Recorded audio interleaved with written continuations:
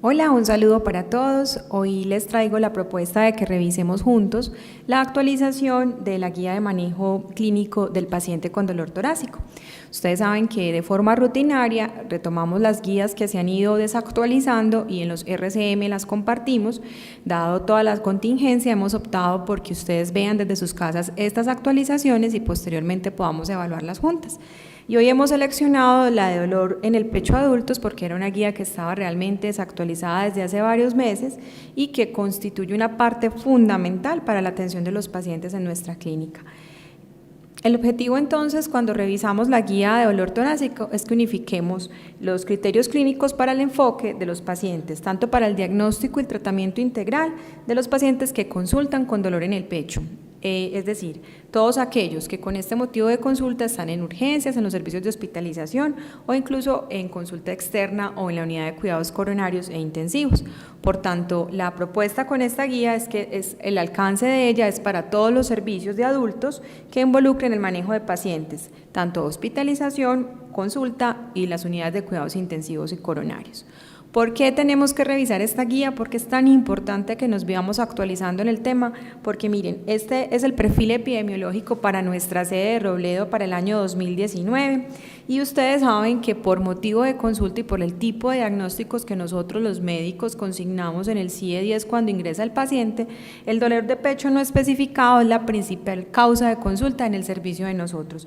Es decir, el 11.8% de los pacientes tienen este motivo al momento del ingreso. Esto constituye la primera causa de consulta al servicio, por tanto no es ajeno para ninguno de nosotros que tengamos que revisar este tema.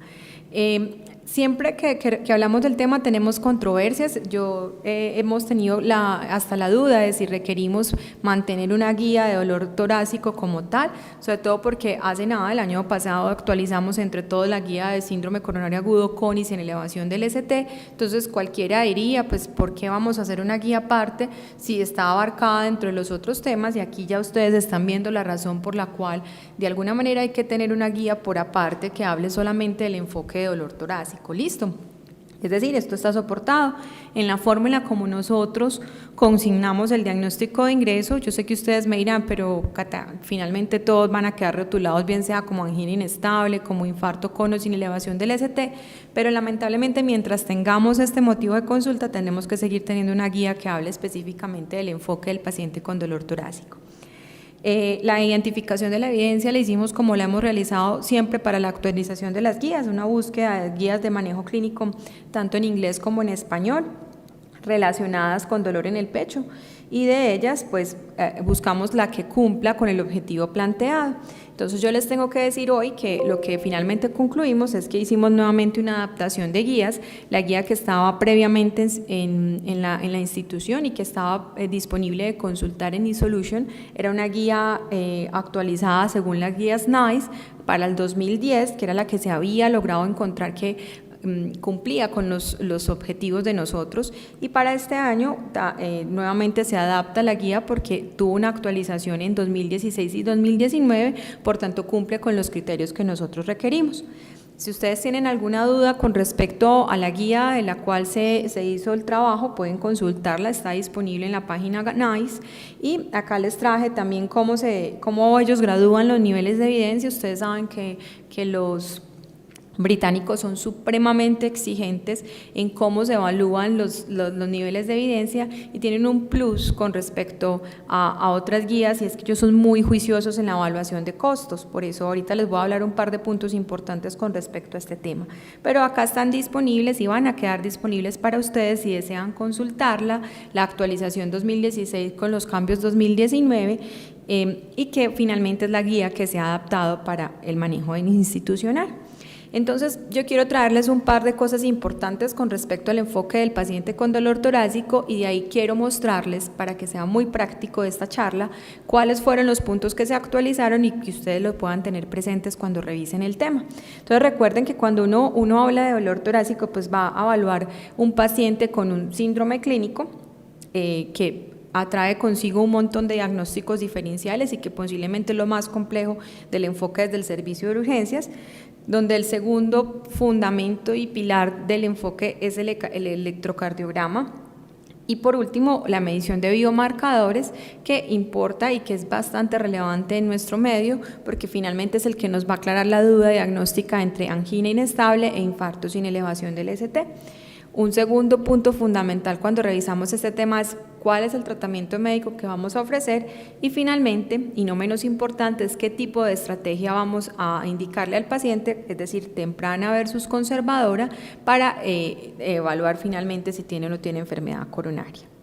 Yo quiero repasarles a todos esto que es supremamente importante y es cuáles son las características de un paciente que llegando al servicio de urgencias debe considerarse como angina inestable. Son aquellos que tengan dolor prolongado en reposo y que dure más de 20 minutos. La otra forma de presentación son los pacientes que tienen un inicio reciente y ahí la literatura reporta entre 6 a 8 semanas, el promedio que nosotros utilizamos son 8 semanas, o sea 2 meses desde el inicio de los síntomas y que sea Canadá 2 o 3, más o menos de no es el 80% de los casos que llegan al servicio de urgencias de nosotros y ese otro 20% son pacientes que tenían patrones de angina estable que aceleran el patrón, se vuelven increciendo y finalmente consultan. El otro grupo son los que se inestabilizan, que siendo Canadá 3 se vuelven increciendo, ese es el 20%, y finalmente recuerden que todos los pacientes con un infarto reciente que vuelvan a ser anginas se consideran anginas inestables o anginas posinfarto. Entonces, cuando uno abarca este tema de dolor torácico, del enfoque de los pacientes, finalmente nosotros nos vamos a dividir en estos 3 grupos. Esto es lo que nosotros queremos que uno defina cuando se enfrenta al paciente en el servicio o incluso en una sala de hospitalización. Nos ha pasado que el paciente ingresa por otro motivo de consulta, pero estando en pisos hace dolor. Entonces, lo que uno tiene que aclarar es estas 3 cosas. Estoy parada frente a un paciente que está con una angina inestable, tengo un paciente con un infarto sin elevación del ST y probablemente en esa escala el infarto con elevación del ST es el que se va a diagnosticar con el electrocardiograma en la mano. Pero recuerden que para que hagamos la diferencia entre angina inestable e infarto sin elevación del ST, pues tenemos que cumplir con ese punto fundamental de la cuarta definición de infarto, es si hay aumento o incremento de los biomarcadores por encima del percentil 99. Y acuérdense que deberíamos cumplir con estas características fundamentales de la angina inestable, es decir, un cuadro clínico compatible, que en esta guía NICE es súper importante, ya se los voy a mostrar por qué, porque incluso solicitar estudios diagnósticos en pacientes en que el cuadro clínico no lo es sugestivo está contraindicado. En segundo momento, si tiene o no tiene antecedente de enfermedad coronaria, si hace o no hace cambios en el electrocardiograma y finalmente si tiene un antecedente y una prueba de inducción de isquemia positiva, pues serían los otros factores adicionales. Y yo sé que ustedes todos recuerdan esta gráfica es de la guía europea ya del año 2015, pero que siempre tiene gran relevancia porque nos recuerda a todos cómo las características clínicas de presentación del electro, de la troponina y del valor de la misma nos va a poder definir la probabilidad de que el paciente esté con un curso clínico de estas 3 formas de presentación. Entonces acuérdense que hay unos hallazgos de baja probabilidad y otros de alta probabilidad que permiten clasificar los pacientes como no cardíacos, como angina inestable, como infarto sin elevación del ST o infarto con elevación del ST. ¿Cuáles son los componentes fundamentales para estratificar el riesgo del paciente con dolor torácico en urgencias? Pues definitivamente la historia clínica, y hay que ser enfáticos en que este continúa siendo el pilar fundamental para el diagnóstico. Consignar los antecedentes personales, qué medicamentos toma el paciente, cuáles son las características del dolor. En un segundo momento, el examen físico, donde puntos tan importantes como si el paciente ingresó o no con edema pulmonar, si tiene un soplo cardíaco nuevo, también es importante consignar. Y les decía hace un momento que el electro es la pieza fundamental para el diagnóstico de infarto con o sin elevación del ST. Los biomarcadores cumplen un papel fundamental en el tema que estamos hablando hoy, las troponinas de alta sensibilidad, porque en la actualidad se consideran el gold estándar para el diagnóstico de infarto sin elevación del ST y merece que tengamos muy presente lo que esta guía ha mostrado de actualización. Siempre indagar sobre las características del dolor, y en este año, en 2019, los británicos hacen un especial énfasis en definir si la angina es típica, atípica o es un dolor torácico no anginoso, si el paciente tiene los factores de riesgo cardiovascular clásicos que conocemos, si tiene antecedente o no de enfermedad cardíaca isquémica y qué estudios se le han hecho. Y recuerden que ya desde el año pasado con los síndromes coronarios crónicos se ha hecho un especial énfasis también en cuáles son las formas de presentación atípicas y qué pacientes posiblemente podrían llegar a urgencias con un dolor torácico atípico pero ser coronarios, como los ancianos, los diabéticos, las mujeres, los pacientes que tienen antecedentes de revascularización y los pacientes con demencia. Son grupos muy importantes en los que probablemente la presentación clínica no es la más característica. ¿Y cuáles podrían ser esas formas de presentación atípicas? Simplemente la disnea como equivalente anginoso, náuseas o vómito, síntomas disautonómicos puros, debilidad o el dolor epigástrico que está más descrito en la población femenina. Y ustedes deben recordar, esto es muy viejo, esto es del 2007, la clasificación de Anderson del dolor torácico y que era muy clínico, que le decía a uno, de acuerdo si el paciente tiene probabilidad alta, intermedia o baja, de que con los síntomas que esté presentando tenga un evento coronario. Entonces ahí están la historia clínica, el examen físico, el electro y los biomarcadores. En la actualidad les estoy mostrando esto del 2007, ya les voy a mostrar cómo quedó lo de 2020. Ahí no hay tan gran discrepancia en que nosotros tenemos que utilizar todas esas herramientas para poder llegar a un diagnóstico de un paciente que tiene dolor torácico al ingreso.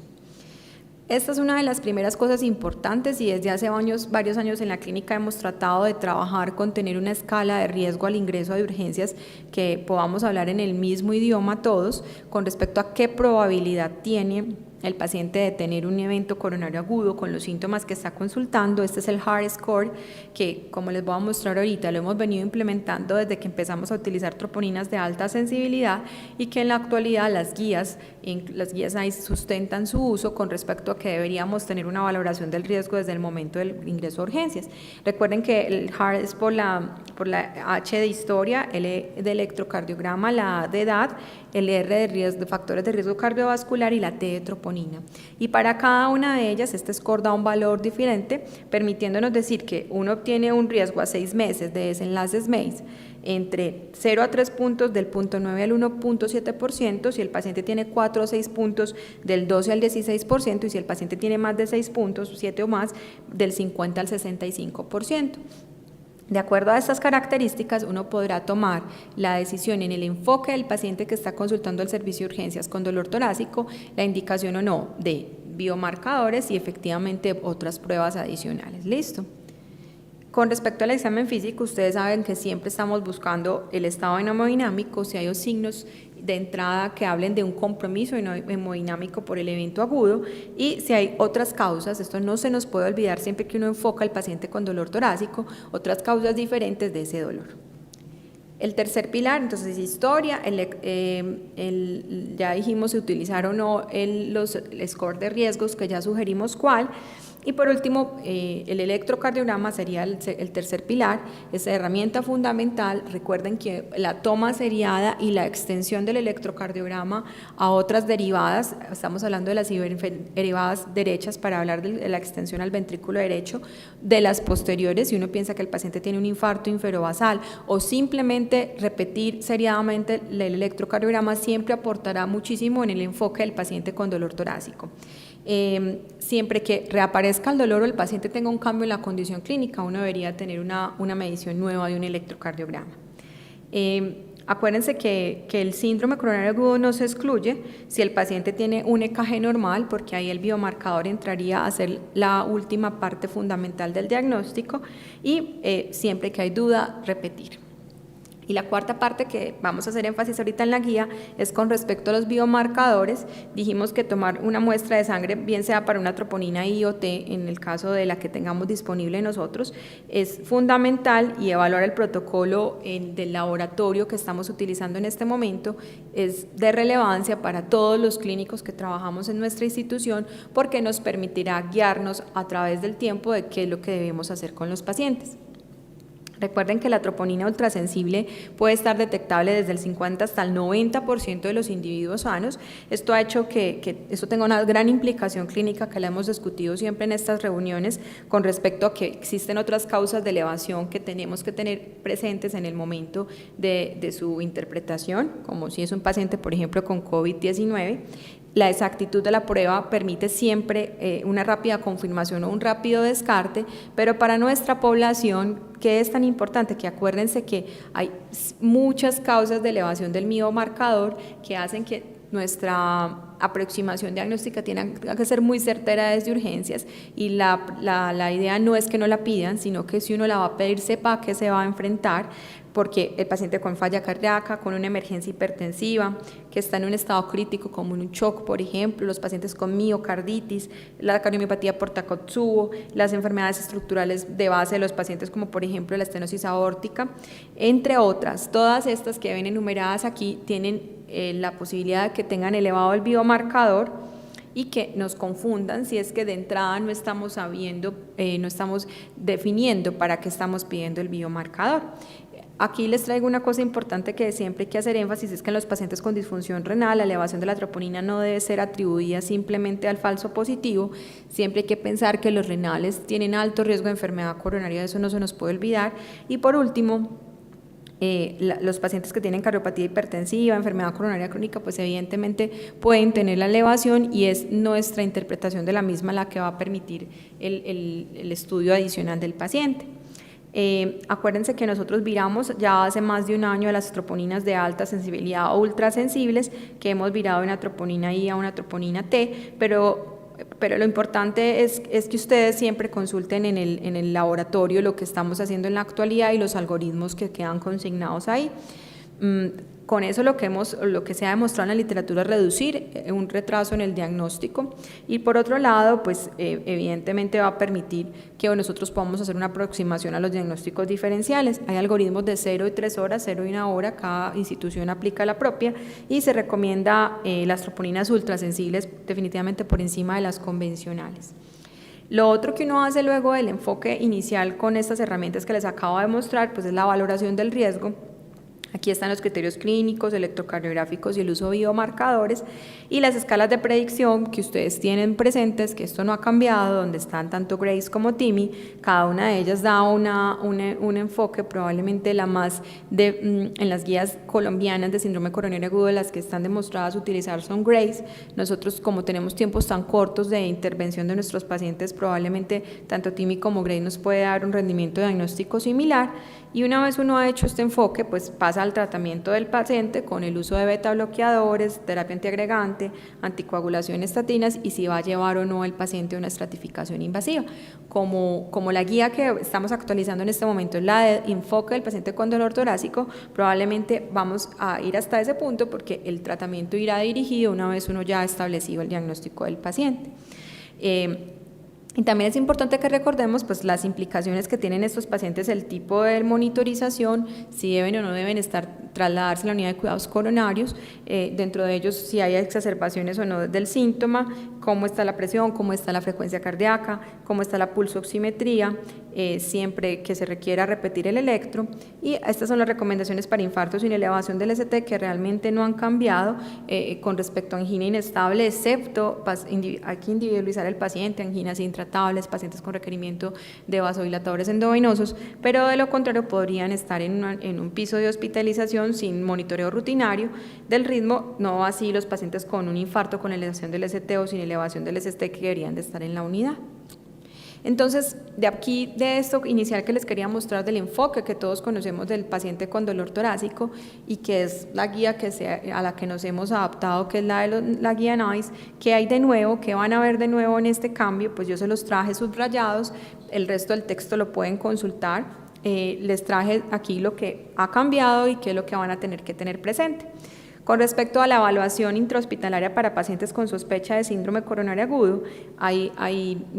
una cosa pues importante y es la toma de EKG en reposo, eso no cambia, pero recuerden cómo estamos haciendo el enfoque en nuestra institución de la medición de troponinas ultrasensibles desde que el paciente llega al servicio de urgencias al momento de arribo al hospital, que esto sí varió porque hasta antes, 2010, no teníamos tan estandarizados los protocolos de 0,1 hora y 0,3 horas. Entonces, primer punto, pues la guía simplemente adaptó lo que nosotros veníamos haciendo a partir del cambio en el laboratorio con las troponinas ultrasensibles. Esto me parece súper importante y casi nunca las guías le dicen a usted no, pero esto es muy importante, no se deben tomar de forma rutinaria biomarcadores, bien sea troponina I o T, en pacientes en quienes usted no sospecha que el síndrome coronario sea la causa del dolor torácico. Y esto es lo que de alguna manera ha satanizado las troponinas, ultrasensibles, y es que si la tomamos en un contexto clínico que no corresponde, pues obviamente van a confundir a todo el mundo. Y las guías NICE son muy claras en decirles que si usted no cree que el dolor torácico que tenga el paciente o el motivo de consulta del paciente sea un síndrome coronario agudo, no la tome, porque se va a confundir usted y va a confundir al resto del personal que va a interpretar esa prueba, y además va a incrementar costos. Entonces, ellos hacen esta recomendación que la actualizaron, esto no estaba en las guías anteriores, no se debe tomar si usted no cree que esa sea la causa del motivo de consulta actual, porque va a ser peor para el paciente.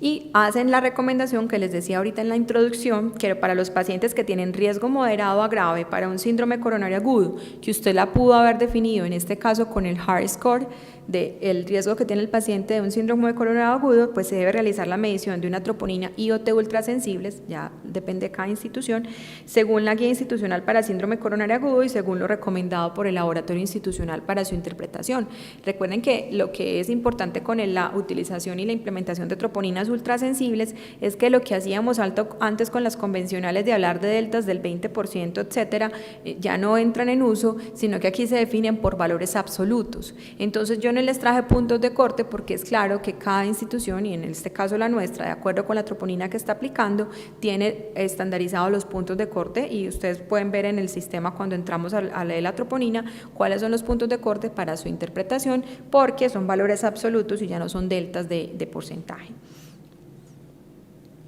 Para los pacientes de bajo riesgo, utilizando la herramienta que hayamos utilizado, en este caso la propuesta de ellos es HART, realizar una segunda medición de la troponina en caso de que lo indique el protocolo de laboratorio. Ya tenemos muy claro a cuáles pacientes de entrada el rule out descarta síndrome coronario agudo,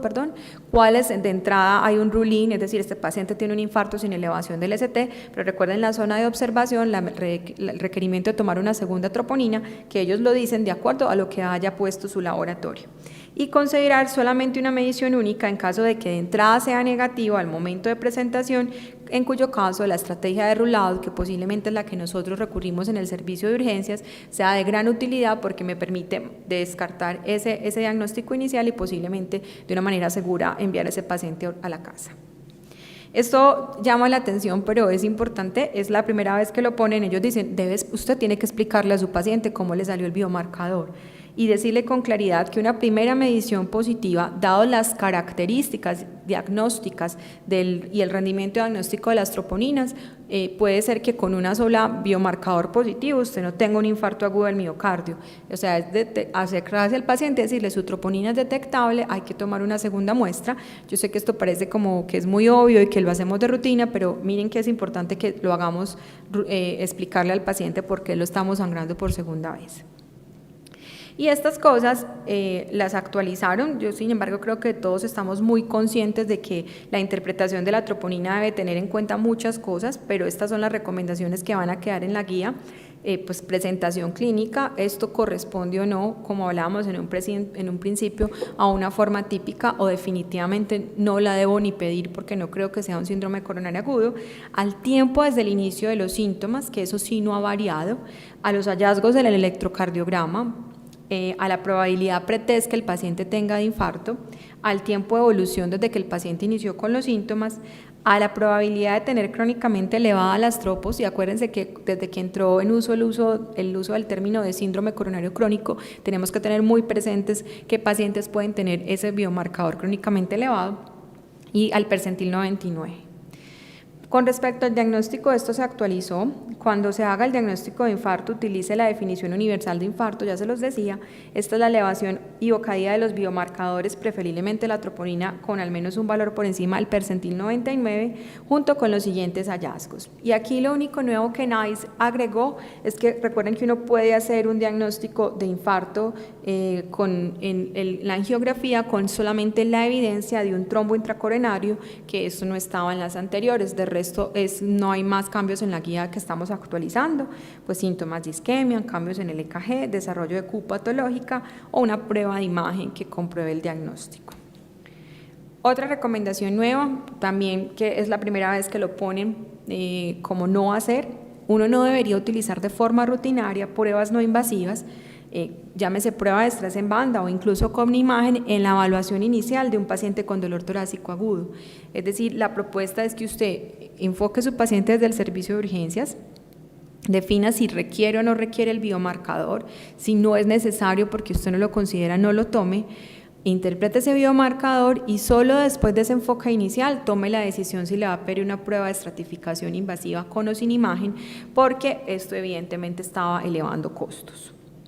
¿Qué más es importante? Siempre usted tiene que estar presente si no está ante un paciente con una enfermedad coronaria estable, y esto lo hace uno si uno hace un enfoque juicioso, como les mostré ahorita, de cómo se diferencia angina estable e inestable, ¿cierto? Excluir el diagnóstico de angina estable si la evaluación indica que se trata de un dolor torácico no anginoso o si no hay otros elementos que permitan decir que el paciente tiene un diagnóstico nuevo. A veces nos pasa que el paciente se viene para urgencias simplemente porque tenía la prueba de inducción de isquemia positiva y le dijeron váyase para urgencias sin tener clínica de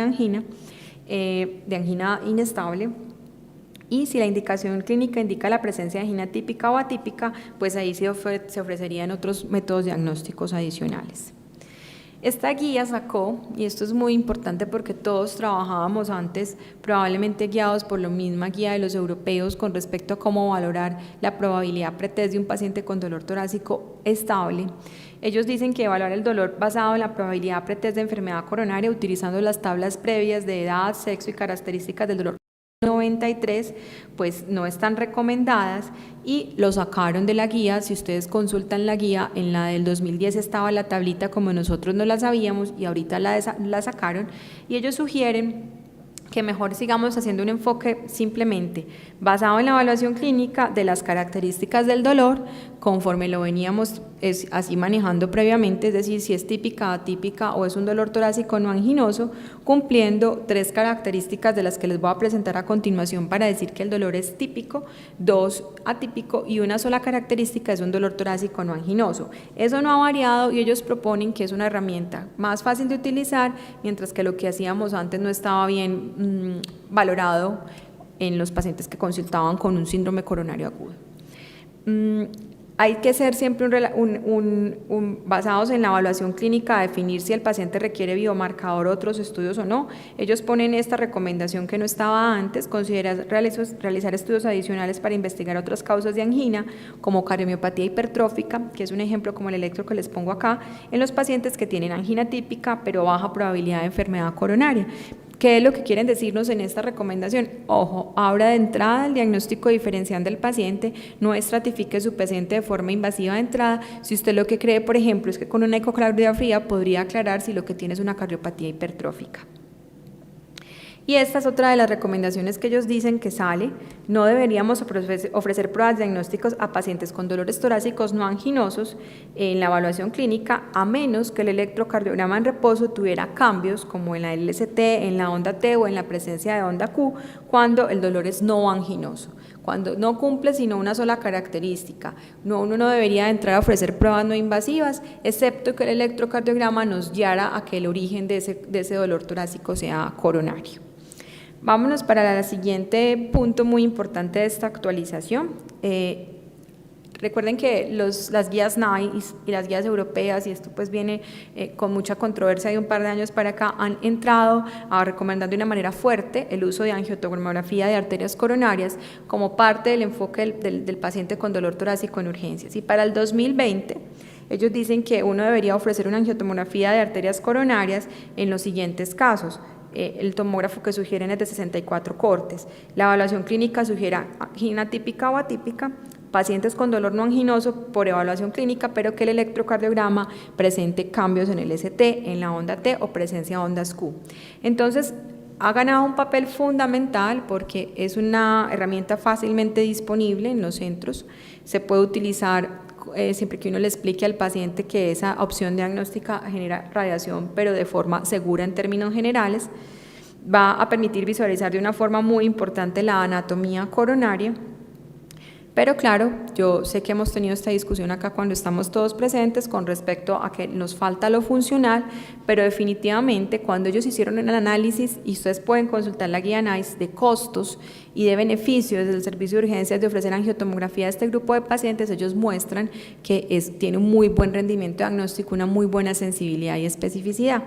Entonces, cuando ya uno va y mira los costos y compara lo que vale hacer en el Reino Unido una angiotomografía de coronarias versus lo que podría costar hacer una prueba de esfuerzo en banda o un ecocardiograma de estrés con dobutamina, pues definitivamente a ellos les sale mucho más económico, tienen más disponible la angiotomografía. Entonces aquí lo importante, y este punto es muy importante que todos tengamos claros, esta recomendación está adaptada, es decir, que ellos recomiendan con un muy buen rendimiento diagnóstico esta prueba siempre que su centro lo pueda hacer y siempre que para uno resulte menos costoso esa estrategia versus otro tipo de pruebas no invasivas, es decir, la eco de estrés con ejercicio, con o sin imagen. Ofrecer imagen funcional o invasiva para evaluar isquemia si la angiotomografía coronaria ha demostrado enfermedad coronaria o si la significancia funcional es incierta o si no es concluyente. Es decir, el paso que siempre hacemos es que si hay una prueba de inducción de isquemia que tenga hallazgos de riesgo, llevamos a ese paciente a estratificación invasiva con angiografía coronaria, o si hacemos el enfoque desde el punto de vista de hacer una angiotomografía de coronarias con hallazgos que lo sugieran, pues uno terminaría estratificando a ese paciente de forma invasiva. Las pruebas, lo que siempre hemos usado, la angiografía coronaria sería la tercera línea de investigación en los casos de los pacientes que tengan pruebas no invasivas o funcionales que no sean conclusivas, o en los dos casos anteriores, es decir, el paciente que estando en urgencias se lleva una prueba de estrés con ejercicio o una ecodobutamina que es positiva, o el paciente que se lleva una angiotomografía de arterias coronarias que es positiva. Y esta es muy importante, esto es muy diferente al score de calcio. Recuerden que la presencia de un puntaje de calcio de 0 en pacientes con bajo riesgo no está excluyendo la enfermedad coronaria, y ellos sugieren en esta guía excluir el estudio para el enfoque del paciente con síndrome coronario agudo, excluir del estudio el score de calcio como medida para excluir los pacientes, o sea, no lo deberíamos hacer de rutina. Aquí hay un par de cosas importantes con respecto al uso de pruebas funcionales no invasivas, y se los decía hace un momento. ¿Cuándo se debe ofrecer la imagen no invasiva para isquemia miocárdica? Pues la que todos hacemos, gamografía de perfusión, pues que ahorita no la tenemos disponible, pero nosotros podemos hacer una eco de estrés, también está la resonancia cardíaca con imágenes de perfusión o la resonancia cardíaca con estrés mucho más complejo de hacer, pero ojo que, como les decía ahorita, ellos son muy juiciosos, y la sugerencia que vamos a hacer en la guía es que uno debe tener en cuenta la tecnología, los conocimientos disponibles a nivel local, qué prefiere el paciente, las contraindicaciones, por ejemplo, limitación para hacer el ejercicio, un anciano frágil, al momento de decidir el método de obtención de imágenes. Y posiblemente esto es lo más importante con respecto al enfoque del paciente. Uno selecciona la imagen a partir de todo lo que yo les acabo de enumerar, pero también teniendo en cuenta lo que les pongo en esta diapositiva, la tecnología, los conocimientos y el tipo de paciente. Y finalmente ellos dicen pues que un paciente puede tener enfermedad coronaria significativa si cumple los siguientes puntos. Se considera enfermedad coronaria significativa si tiene una lesión de más del 70% de estenosis de por lo menos una arteria o epicárdica, o más del 50% si es el tronco principal. Hay factores que intensifican la isquemia. Estos factores ocasionan que lesiones menos graves, o sea, hasta del 50%, puedan estar explicando angina de pecho. Ellos son pacientes que tengan una demanda acelerada o una disminución en el suministro de oxígeno, como los que tienen una anemia aguda. Hay el aumento de la demanda, como los que tienen una taquicardia, una tirotoxicosis, entre otras. Los pacientes con grandes masas miocárdicas, donde las lesiones localizadas proximalmente van a llevar a mucha más extensión de la isquemia, o entre más larga sea la lesión. Entonces, no solamente es cuánto es el porcentaje de obstrucción, sino si hay factores que incrementan. Y hay otros que disminuyen, es decir, pacientes que pueden estar asintomáticos con lesiones mayores del 70, pero que, por ejemplo, han desarrollado circulación colateral, que tienen una poca cantidad de masa miocárdica implicada porque, por ejemplo, las lesiones son muy distales, ahí ya había un infarto antiguo. Todas esas consideraciones hay que tenerlas presentes en el momento de interpretar las imágenes que llevamos hasta ahí para definir el tipo de tratamiento que vamos a ofrecer. Y siempre que uno hace el enfoque del paciente con dolor torácico en urgencias, pues termine confirmando el diagnóstico y catalogándolo en una de las estrategias que dijimos muy al principio. Se trata de una angina inestable, se trata de un infarto con elevación, sin elevación, se trata de un dolor torácico no anginoso, se trata de otra causa, le encontramos una disección aórtica aguda, tiene un taponamiento, lo que vayamos arrojando. Y siempre confirmar, y de acuerdo pues a como las guías institucionales, definir en dónde vamos a catalogar cada uno de esos los pacientes. Si se encuentra enfermedad coronaria significativa, si se va a llevar de una vez angiografía coronaria para intervenir.